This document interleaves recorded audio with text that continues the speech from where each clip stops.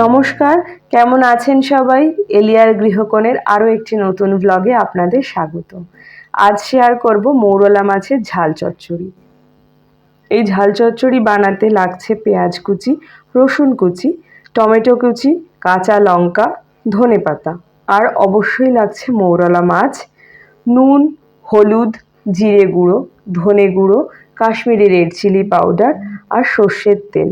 এই পুরো রান্নাটা আমি সর্ষের তেলে করব, তাতে কিন্তু টেস্টটা আরও খুব বেশি বাড়ে। মৌরলা মাছ এখানে ধুয়ে পরিষ্কার করে নিয়েছি আমি। এবার এই মাছে নুন আর হলুদ খুব ভালো করে মাখিয়ে নেব। এই রান্নাটা আমি মামনির থেকে শিখেছি, ওনার মতো হবে না জানি, তাও আমি আমার মতো করে আপনাদের সাথে শেয়ার করলাম। অবশ্যই জানাবেন কিন্তু কেমন লাগলো। মাছে নুন হলুদ মাখানো কমপ্লিট। এবার আমি কড়াই চাপাবো। কড়াই গরম হলে ওতে সর্ষের তেল অ্যাড করব। সর্ষের তেলটাকে কিন্তু খুব ভালোভাবে গরম করে নিতে হবে। তেল গরম না হলে কড়াইয়েতে কিন্তু মাছটা লেগে যাওয়ার চান্স থাকে। তেল আমার গরম হয়ে গেছে খুব ভালোভাবে। এবার আমি মাছগুলো অল্প অল্প করে দিয়ে ভেজে নেব। মাছটা পুরো লালচে হওয়া পর্যন্ত ভাজতে হবে, একটু কড়া করে ভাজতে হবে।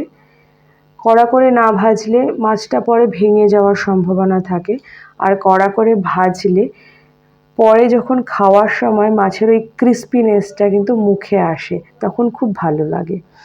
মাছ দেখুন আমার একদম লালচে করে ভেজে নেওয়া কমপ্লিট। এবার আমি এটাকে একটা বাটিতে তুলে নেব।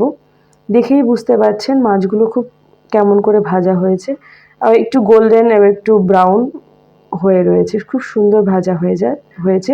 আর ভাজাটা কিন্তু কখনো লো ফ্লেমে করেছি, কখনো একটু হাই ফ্লেমে করেছি, সেটা বুঝে গ্যাসটাকে অ্যাডজাস্ট করতে হবে। এবার আমি মাছের ওই তেলেই রসুন কুচিগুলো দিয়ে ভালো করে লালচে করে রসুনটাকে ভাজবো। রসুন ভালো করে না ভাজলে কিন্তু রসুনের একটা কাঁচা গন্ধ খাবারের মধ্যে থাকে, তাতে কিন্তু খাবারের টেস্টটা একদম বাড়ে না। আর রসুন লালচে করে ভাজলে ওর ফ্লেভারটা ভীষণভাবে তেলের মধ্যে অ্যাবজর্ব হয়, খাবারের টেস্ট কিন্তু আরও বাড়ে এতে। এবার ওই রসুন লালচে করে ভাজা হওয়ার পর আগে থেকে কুচি করে রাখা পেঁয়াজগুলো আমি ধীরে ধীরে তেলের মধ্যে অ্যাড করব। তেলের মধ্যে অ্যাড করার পর পেঁয়াজটাকে ভালো করে একটু মিশিয়ে নেব। আর মেশানো হয়ে যাওয়ার পর একটু নুন দেব আমি। নুন পেঁয়াজকে নরম করতে সাহায্য করবে, যাতে পেঁয়াজটা তাড়াতাড়ি নরম হয়ে যায়, সেজন্য একটু নুন অ্যাড করেছি। আপনারা আপনাদের স্বাদ মতো নুন দেবেন। হলুদও অ্যাড করেছি, দিয়ে ভালো করে এটাকে ভাজতে হবে গোল্ডেন ব্রাউন হওয়া পর্যন্ত। পেঁয়াজটা প্রায় আমার গোল্ডেন ব্রাউন হয়ে এসেছে। এবার আমি এখানে আগে থেকে কুচি করে রাখা টমেটোগুলোকে অ্যাড করব ধীরে ধীরে। টমেটোটাকে ভালো করে মিশাতে হবে যতক্ষণ না পর্যন্ত টমেটোগুলো একটু নরম হয়। টমেটোগুলো নরম হওয়ার পর আমার একটু নুন লেগেছিলো, সেজন্য আমি আরেকটু নুন দিয়েছি। আপনারা আপনাদের প্রয়োজন মতো অবশ্যই নুন দেবেন।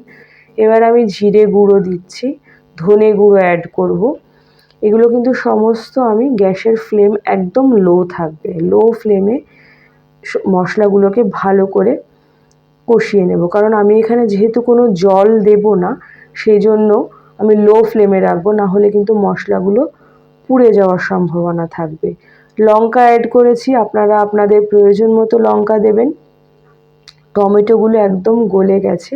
আমি একটু Kashmiri red chilli powder add করছি, শুধুমাত্র কালারের জন্য, ঝালের জন্য নয়।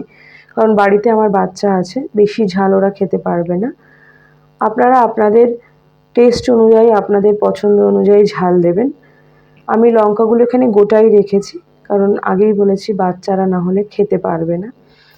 রান্নাটা তাদের জন্যেই করা, তারাই যদি না খেতে পারে তো সেই জন্য আপনারা আপনাদের মত মতো লঙ্কা ব্যবহার করতেই পারেন। ভালো করে এখানে মেশানো হয়ে গেছে, টমেটো গলে গেছে। এবার আমি আগে থেকে যে ভেজে রেখেছি মৌরলা মাছগুলো, সেগুলোকে মিশিয়ে দেব মশলার মধ্যে। আর ভীষণ হালকা হাতে কিন্তু মেশাতে হবে, তাড়াহুড়ো করলে মাছগুলো ভেঙে যাবে, তখন কিন্তু সেই টেস্টটা আসবে না। মাছগুলো ভেঙে গেলে কাঁটাও ছড়িয়ে যাওয়ার চান্স থাকে। খুব হালকা হাতে মাছগুলোকে আমি মশলার মধ্যে মিশিয়ে নেব। আমার মেশানো প্রায় কমপ্লিট, দেখে বুঝতেই পারছেন খুব সুন্দরভাবে মশলাটা মাছের মধ্যেও ঢুকে গেছে। এবার আমি ধনেপাতাগুলো দেব। এটা একদম অপশনাল, আপনারা চাইলে দিতে পারেন, না চাইলে স্কিপও করতে পারেন। আমার বাড়িতে ছিল ধনেপাতা, সেজন্য আমি অ্যাড করেছি, একটা সুন্দর ফ্লেভার আসে। এরপর খুব অল্প একটু আমি গরম মশলা দেব, এটাও অপশনাল, যেহেতু আমি ধনেপাতা দিয়েছি সেজন্য গরম মশলা না দিলেও হয়। যদি ধনেপাতা না দেন তাহলে অবশ্যই গরম মশলা দেবেন। আমি অল্প দিয়েছি যাতে ধনেপাতার ফ্লেভারটাও ভালোভাবে থাকে।